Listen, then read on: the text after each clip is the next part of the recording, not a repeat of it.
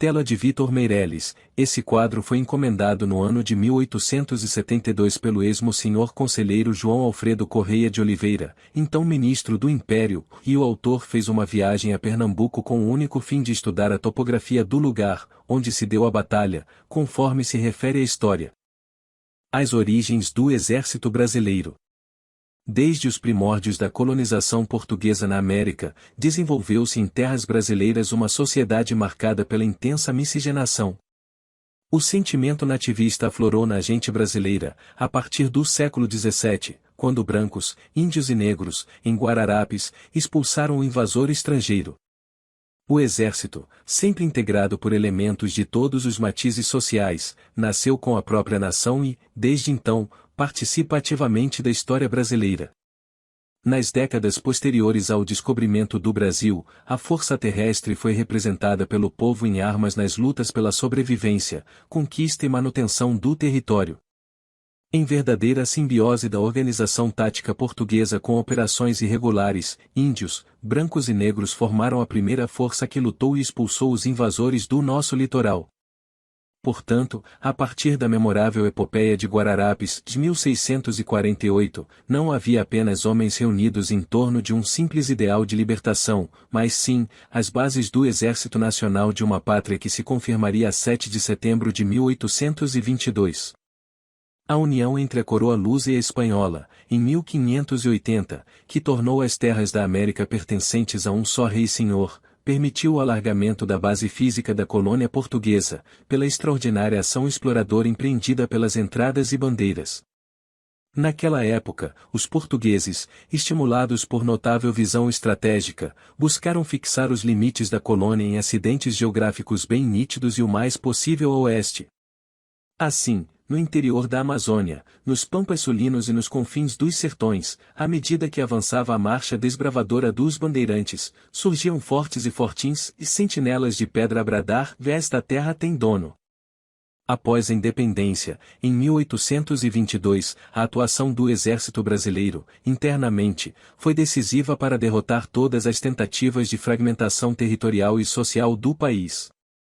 A manutenção da unidade nacional, penosamente legada por nossos antepassados, é decorrente das suas ações, em particular, da atuação do Duque de Caxias. Desse modo, ontem, como hoje, prevaleceu a necessidade de segurança e integração nacionais, reflexo da vontade soberana do povo, expressa, como ideal intangível, nas constituições brasileiras de todos os tempos.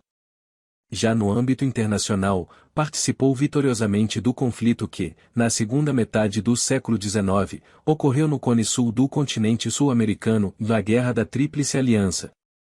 Em decorrência da sintonia permanente que o Exército sempre teve com a sociedade brasileira, seu papel foi decisivo na proclamação e na consolidação da República. Naquele período particularmente conturbado, os militares desempenharam papel de moderação, idêntico ao exercido pelo imperador na monarquia, garantindo a sobrevivência das instituições. Após a Primeira Guerra Mundial, o Exército experimentou um período de soerguimento profissional, que iria completar-se com a contratação, em 1920, da missão militar francesa. Porém, foi a obra ciclópica de Rondon, interligando os sertões interiores aos grandes centros, reconhecida internacionalmente como conquista da humanidade, o que mais marcou esse início de século. A Segunda Guerra Mundial trouxe modificações significativas na evolução do Exército Brasileiro. Em 1942, em resposta ao torpedeamento de vários de seus navios mercantes, o Brasil declarou guerra às potências do eixo.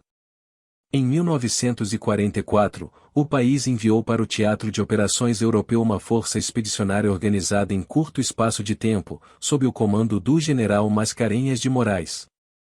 Designada para operar na Itália, durante o tempo em que esteve em combate, compondo o 5º Exército dos Estados Unidos da América, a divisão brasileira sofreu mais de 400 baixas por morte em ação. Antes que o conflito terminasse, havia feito mais de 15.000 prisioneiros de guerra e capturado 2 divisões inimigas. Na Itália, a FEB cobriu-se de glórias, combatendo tropas aguerridas, ao lado de soldados calejados por anos de campanha. Nada ficaria a dever a uns e outros. As glórias colhidas em Monte Castelo, Montese e Fornovo, e em tantas outras ações, estão gravadas com letras de sangue na história militar brasileira. Aos nossos pracinhas devemos, em difícil hora, a garantia da dignidade de nossa pátria. A partir dos anos 60, o Exército passou por importantes transformações. Acompanhando o acelerado desenvolvimento econômico e industrial do país, realizou consideráveis investimentos em ciência e tecnologia, o que permitiu fornecer à tropa equipamentos e armamentos projetados e fabricados pelas indústrias nacionais, particularmente viaturas blindadas. Além dessa evolução tecnológica, foi renovado o sistema de instrução e foram estruturadas as atuais divisões de exército e brigadas, combinações de tropas mais leves e flexíveis, consentâneas com as peculiaridades do ambiente operacional brasileiro. Orando compromissos internacionais assumidos, o Brasil já se fez ou está presente em inúmeras operações de manutenção da paz em diversas partes do mundo. Na atualidade, o Exército Brasileiro consolida sua individualidade. Exercita e desenvolve uma doutrina militar genuinamente nacional, gerada com base em perspectivas de emprego realistas, e tem procurado evoluir sua concepção estratégica de maneira compatível com as demandas do futuro. O Exército honra no presente os exemplos legados por Caxias, seu patrono, cultiva suas mais caras tradições e cumpre, diuturnamente, seu sagrado dever de preservar a soberania e a integridade do Brasil. Para maiores informações sobre a história do Exército Brasileiro, consulte a Biblioteca do Exército, SBIBLIES. Se inscreva, ative o sininho e ative todas as notificações, curta, comente e compartilhe.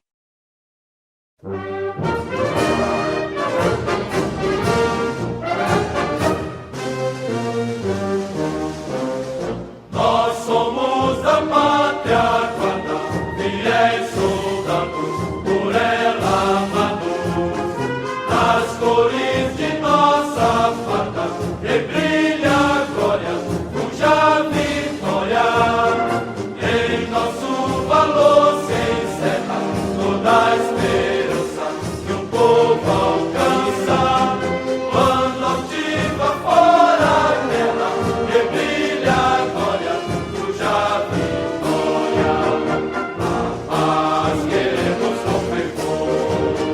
A guerra só nos causa dor, porém se a pátria amada por um dia ultrajada, lutaremos sem temor. A paz queremos com fervor. A guerra só nos causa dor, porém se a pátria amada por um dia ultrajada, lutaremos sem temor. Como é sublime saber amar, com a alma adorar, até onde se nasce amor febril pelo Brasil do coração. Nosso que faz, e quando a nação querida, frente ao inimigo, correr perigo, se dermos por ela a vida, e brilha a glória, cuja vitória, assim ao Brasil faremos, oferta igual de amor filial, e a de pátria salvaremos, e brilha a glória, cuja vitória, a paz queremos com fervor. A guerra só nos causa dor, porém se a pátria amada por um dia